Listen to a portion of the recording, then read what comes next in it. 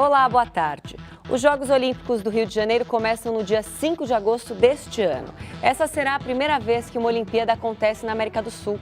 Apesar do Brasil não fazer parte da rota de terrorismo internacional, é grande a preocupação de um atentado terrorista durante a Rio 2016. Adlène Richer é argelino, naturalizado francês e acusado de planejar ataques. Ele citou alvos no e-mail e foi condenado por terrorismo. Quando foi solto em 2013, veio para o Brasil. Passou a dar aulas na UFRJ com uma bolsa do CNPq, enquanto era monitorado pela Polícia Federal.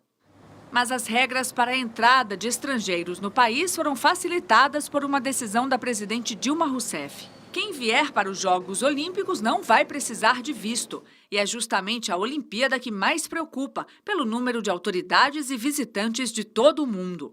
O Brasil se torna um alvo desejável para os terroristas. Se você toma uma medida dessa de liberar o visto, você tem que intensificar enormemente a sua capacidade de vigilância. Segundo a Interpol, estão em circulação mais de 45 milhões de passaportes roubados em pelo menos 160 países do mundo.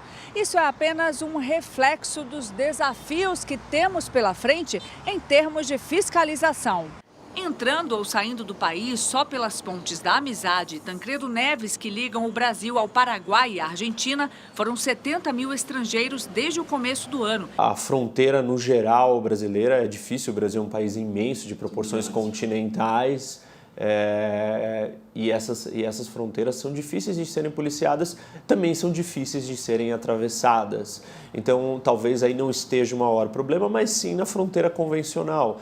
Para este coronel e consultor em segurança pública, a Agência Brasileira de Inteligência, a Polícia Federal e o Itamaraty não afinaram os trabalhos de prevenção que deveriam ter começado há 3 anos. Haverá uma grande movimentação, nós teremos um grande palco, muitos holofotes, mais de 100 países trarão suas câmeras aqui por uma mídia espontânea. E o que o terrorismo precisa é de uma forma de expansão da sua ação através da mídia. Para falar sobre os riscos de atentados terroristas durante os Jogos Olímpicos no Rio de Janeiro, recebemos Leandro Piquet Carneiro, professor do Instituto de Relações Internacionais da USP, também aqui com a gente, Jéssica Carvalho Morres, diretora executiva da Conectas Direitos Humanos. Boa tarde, obrigada pela presença dos dois. Professor, primeiro eu queria saber do senhor, em tempos de atentados terroristas na Europa, em outros lugares do mundo, a gente pode continuar falando que o Brasil é um país que não é alvo de atentado terrorista? Não, acho que não pode em contexto algum. Quer dizer, a situação não é só porque há um recrudescimento de ações terroristas na Europa. Eu acho que é um risco diferente de zero. É difícil calcular se ele é, né, muito alto, médio, baixo, quer dizer, ele é diferente de zero. Quer dizer, então ele precisa de uma série de medidas, sejam essas medidas do ponto de vista legal, sejam do ponto de vista de operação e de integração dos serviços de inteligência e de cooperação jurídica, quer dizer, internacional, visando a proteção do país e também, obviamente, tendo em vista os Jogos Olímpicos, a proteção de delegações e visitantes. Você concorda, Jéssica? Sem dúvida, não podemos ignorar o fato que existe terrorismo, o combate ao terrorismo é legítimo, o Brasil, como nenhum outro país no mundo, está imune a ataques terroristas. No Brasil, nós não temos tido ataques terroristas, como vimos recentemente na França, na Bélgica, mas também não podemos, com a desculpa de lutar contra o terrorismo, limitar liberdades de espaço, de protestos, de liberdade de associação, de expressão. Então, tem que existir um meio termo. Acho que você está se referindo à lei antiterrorismo, né, Exato. Jéssica? Professor, explica para a gente o que a lei antiterrorismo, aliás, o que a legislação brasileira diz sobre o terrorismo. Existe uma definição do que é terrorismo na nossa legislação? Existe uma coisa muito importante. O Brasil, há muito tempo, ele participa da formação de um regime internacional de prevenção ao terrorismo. Não é apenas uma iniciativa recente que está em foco aqui. Eu acho que existe uma tradição muito significativa que vem desde as convenções que foram ratificadas desde os anos 80, 90, 2000, a última importante, a Convenção Interamericana contra o Terrorismo, e uma série de leis que foram internalizadas no país em função dessa participação do Brasil nesse sistema internacional de prevenção e controle do terrorismo.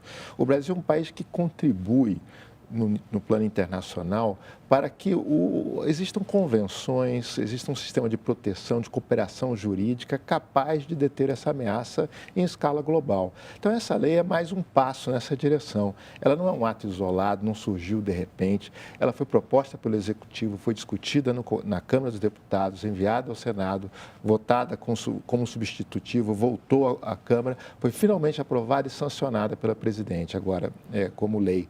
Então, nós temos finalmente uma lei que organiza a legislação, define, temos jurisprudência do STF em pedidos de extradição, que já havia também iluminado alguns problemas sobre o que pode ser considerado como um ato terrorista. Enfim, temos uma história de participação internacional do país, temos uma história de legislações que foram produzidas com essa finalidade e jurisprudência. Então, a gente está mais ou menos seguro de como isso vai operar. Eu acho que existe uma série de garantias, inclusive na lei, de que o risco, que eu acho que é sempre muito importante ser levado em conta, de que a lei não seja transformada em uma ameaça a manifestações legítimas de oposição política, de movimentos sociais e políticos contestatórios. Eu acho que esse risco, no caso do Brasil, ele está seguro no momento. O que o senhor destacaria de positivo, então, nessa lei antiterrorismo? Eu destaco justamente o fato de que ela avança na tipificação, na definição da pena, ela deixa claro o que se entende hoje no país por um ato terrorista, exclui e cria prerrogativas para movimentos, justamente um aspecto importante. Ela tipifica como legítima manifestação política que tem, por fim, a defesa de direitos constitucionais. Isso é importante, que fique excluído qualquer movimento social, qualquer movimento político da abrangência da lei. E, dessa forma, a gente tem garantia de que ela pode ser aplicada e contribuir para a segurança doméstica e também com efeitos positivos para vizinhos e o resto do mundo. A Jéssica discorda de alguns pontos dessa lei, né? Explica pra gente por quê. Não, é importante ressaltar que sim, o Brasil faz parte existe toda uma trajetória, essa lei realmente não vem do nada, inclusive meses antes, uma outra lei ligada diretamente ao financiamento do terrorismo tinha sido já aprovada, então, assim, não é que não vem do nada, mas são vários os problemas com essa lei, que ainda não é lei, já foi sancionada com alguns vetos pela presidente Dilma, mas volta para a Câmara dos Deputados, que aí pode, então, acatar ou não os vetos. Então, ela ainda não é lei. Inclusive, alguns dos problemas que nós tínhamos identificado no começo foram vetados pela presidente, mas ainda corre o risco da Câmara dos Deputados não sancionar esses vetos. Mas, dentro dos problemas que nós identificamos com essa lei, primeiro, que não foi uma lei que foi passada a toque de caixa. O que quer dizer isso? Que, na realidade, o Executivo, em agosto do ano passado, apresenta essa lei para a Câmara dos Deputados com pedido de urgência. O que esse pedido de urgência faz? Faz com que as comissões, as diversas comissões e a participação da sociedade civil seja reduzida. Porque, então, o pedido de urgência passa e o processo em si é muito mais célere, não garantindo uma discussão mais ampla e um debate mais amplo da sociedade. Então, já houve uma quebra aí no processo excluindo a sociedade civil desse debate. Mas, além disso, vários são os problemas com a lei. Que ela é muito ampla. Ela, ao contrário do que o professor indicou, eu acho que a lei não chega a tipificar claramente o que é o terrorismo. Termina que deixa de uma forma tão ampla que fica na mão do Poder Judiciário decidir se aquela conduta é ou não terrorista. Um dos medos era de que manifestações populares fossem enquadradas como terrorismo, é isso, Jéssica? Claro, dentre as violações que essa lei apresenta, a gente entende não somente a Conectas, mas vários movimentos sociais que, mesmo com a atual salvaguarda, ela não garante a livre manifestação, o direito de livre manifestação. Por quê? O que acontece? Você hoje pode fazer parte de uma manifestação e pode ser enquadrado como terrorista. E aí cabe ao Poder Judiciário, então, decidir se aquela ação foi ou não um ato terrorista. O resultado disso é que você já foi tipificado, você já foi acusado de ser terrorista. E aí, claro, existe o devido processo legal e aí cabe ao Poder Judiciário decidir se aquela conduta foi ou não terrorista. De forma que essa salvaguarda não garante de forma concreta a liberdade de expressão, porque pessoas, inclusive, vão se sentir inibidas, vão dizer, olha, eu não vou participar dessa manifestação porque eu corro o risco de ser presa, acusada de ser terrorista, e aí tenho que esperar um processo para, então, um juiz decidir se é ou não. Um outro aspecto importante de falar com relação à atuação internacional, porque, com certeza, o Brasil faz parte de um grupo de países que estão lutando contra o terrorismo. Mas, internacionalmente, essa lei também foi criticada. Foi criticada por 4 relatores especiais da ONU, foi também criticada pelo relator de liberdade de expressão da OEA, Organização dos Estados Americanos, e também uma lei muito similar a brasileira foi considerada violadora de direitos humanos pela Corte Interamericana de Direitos Humanos, que é a lei do Chile. A Corte Interamericana de Direitos Humanos determinou que a lei chilena, por ser muito ampla como a brasileira, era violadora de direitos humanos e não poderia permanecer. Agora, professora, essa lei ela vem atender mais uma demanda interna, já que o Brasil era um país que não tinha nenhuma legislação específica, ou ela atende mais exigências de órgãos e instituições do exterior?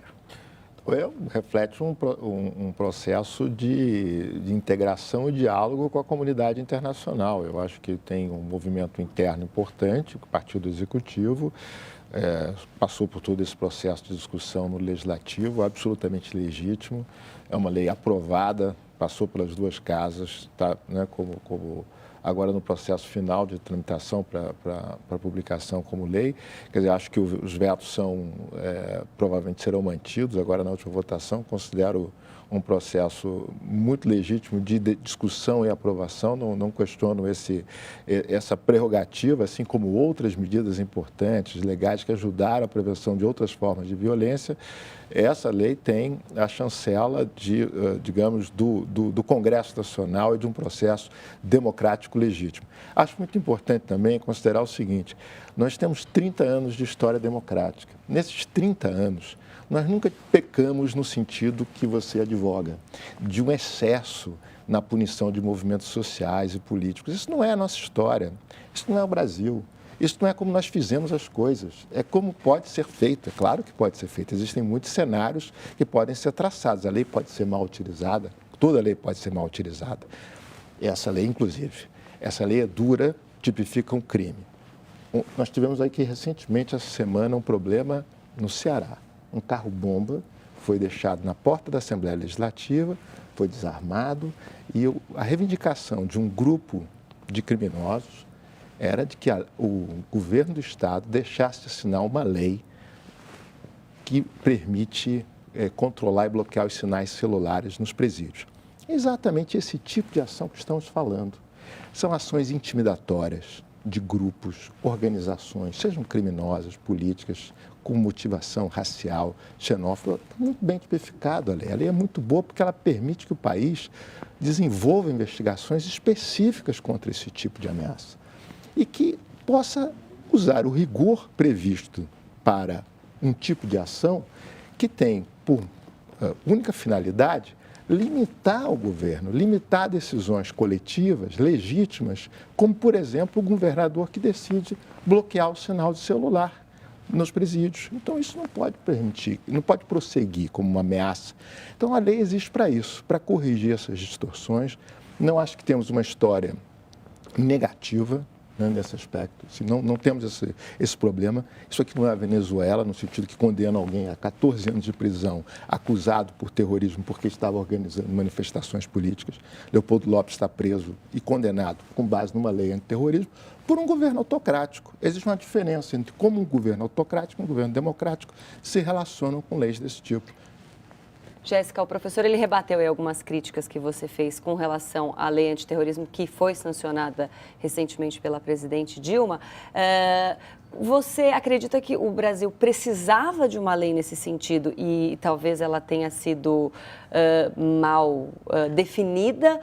Ou você acha que a nossa legislação já contemplaria a punição de crimes de terrorismo? Pois é, eu acho que esse é um ponto importante. Por exemplo, usando esse mesmo exemplo do carro que tinha uma bomba no Ceará, essa conduta já é tipificada.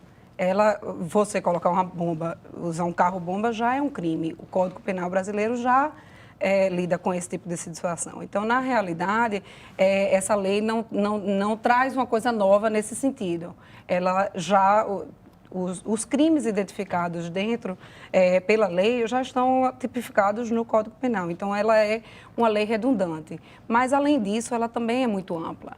Ela deixa para o Poder Judiciário o poder de definir se aquela conduta é ou não, entra ou não como um ato terrorista. E essa é a maior ameaça. É exatamente por ela ser muito ampla e é por isso, repito, que 4 relatores da ONU condenaram a nossa lei e também o relator da OEA, exatamente por ela ser muito ampla. Diferentemente do que o professor indicou, ela não é tão específica. Então, cabe ao Poder Judiciário depois definir. Agora, alguns dos vetos, eu queria só assim, fazer um ponto aqui, porque alguns dos vetos que a presidenta indicou, né, fez recentemente, eles não, ainda existe o risco da Câmara revogar esses vetos. E alguns deles são muito problemáticos. Por exemplo, apologia ao terrorismo. O que quer dizer apologia ao terrorismo? A Lei de Segurança Nacional, que nós já consideramos ela inconstitucional, mas que hoje determina que a apologia seria de 3 a 6 meses de prisão, hoje a lei de antiterrorista definiria de 4 a 8 anos. Então, assim, uma desproporcionalidade que também é importante ressaltar. Agora, a apologia ainda está dentro dos vetos, existe a possibilidade dela voltar, mas quando a gente fala de apologia, o que quer dizer apologia? Eu mandar um e-mail, que bom que houve um atentado, então a partir desse momento isso é crime que pode ser punido por 4 anos, 8 anos de prisão. Abre margem para muitas interpretações e com uma punição muito grave, né? Exato. A gente já continua a nossa conversa aqui, vamos para um rápido intervalo e voltamos já.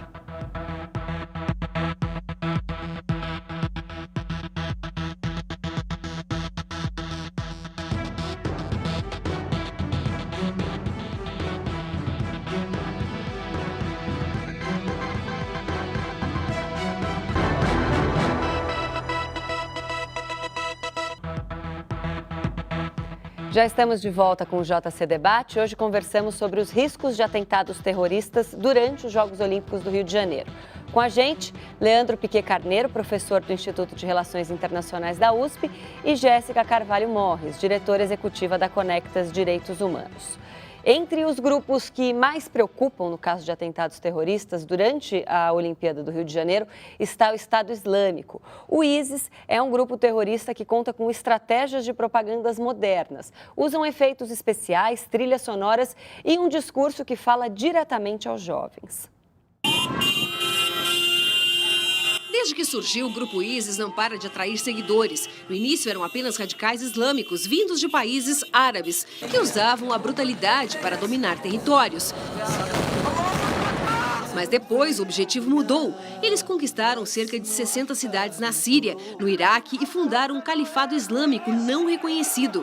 Os interesses se ampliaram. O grupo radical adotou um discurso moderado. Passou a usar as redes sociais e gravações na internet para falar diretamente aos jovens insatisfeitos com a vida. O perfil de ocidentais parece seguir um padrão.